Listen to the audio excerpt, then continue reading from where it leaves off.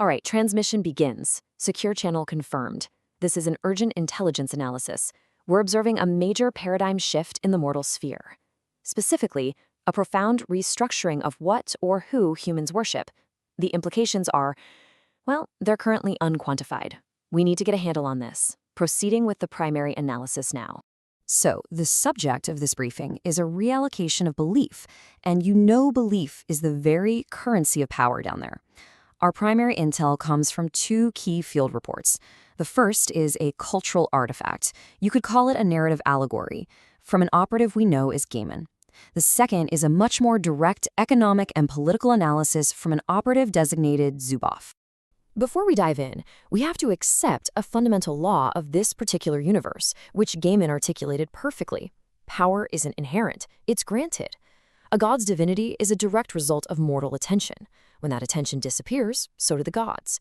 See, they don't get killed in some epic battle, they just get forgotten. And that idea right there, that's the key to this whole conflict. Okay, so Section 1. Our first field report from Gaiman details an ongoing conflict, a clandestine war being fought on American soil. It's not for territory, not for resources in the usual sense. No, it's for something far more valuable, human belief. On one side of this war, you have the old gods. You'll recognize the names, Odin, Anansi, Chernabog. They were carried over to the new world in the hearts and minds of immigrants. But in this new soil, the rituals started to fade, the prayers became whispers, and their power just began to atrophy. They're on the verge of becoming nothing more than historical footnotes, unlamented and worse, forgotten. But as we know, any power vacuum invites a new pressure. As the old gods faded, a whole new pantheon rose up to claim the spoils of mortal attention. These are the challengers. And they weren't born from ancient myths or migration, they were born from silicon and screens. Our dossier has identified three main persons of interest. First up, the technical boy. He's arrogant, he's volatile. He's the patron saint of the dial-up tone and the fiber optic cable. Then you have media. She's a shapeshifter, a chameleon who commands devotion through the TV screen and the celebrity headline. And leading them all, Mr. World. He's the embodiment of globalization, the quiet, chilling face of a completely networked planet. And just look at the fundamental change in the very transaction of worship. The old gods, they demanded ritual, prayer, sacrifice. These were active, conscious acts of devotion. The new gods, they harvest clicks, attention, data. These are passive, often totally unconscious byproducts of just living. The very definition of worship has been re-engineered from the ground up.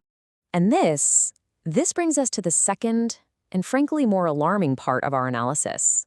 Right now, you might be thinking the Gaiman report is just a clever story.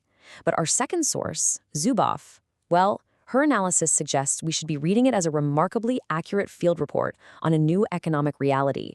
So you have to ask the question, what if Gaiman wasn't writing a fantasy novel? What if he was actually documenting the birth of a new theology, one powered by a completely new kind of capitalism? This is where Zuboff's work becomes absolutely critical. Zuboff gives it a name, surveillance capitalism. And make no mistake, this isn't just a business model. It's a whole new market form. It operates on the logic that all of human experience is basically a free resource, a raw material that can be taken, processed, and then sold for a profit. This is the economic engine that gives the new gods their power. And we've identified the origin point. Ground zero was Google, around 2001. They were facing a total financial collapse after the dot-com bubble burst. And in that desperation, they made a discovery.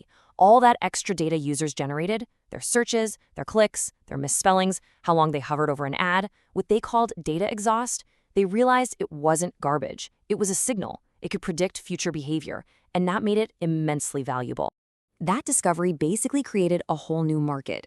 All of those supposedly free services offered by the new gods, well, they came with a hidden price, and it's a price you don't pay with money. You pay with the raw material of your own life. Zuboff calls this raw material behavioral surplus. It's the digital footprint you leave absolutely everywhere. Every like, every search, every hesitation of your cursor, to you, it's just exhaust. To them, it is a zero-cost asset. It's the blood and sacrifice that fuels their entire system.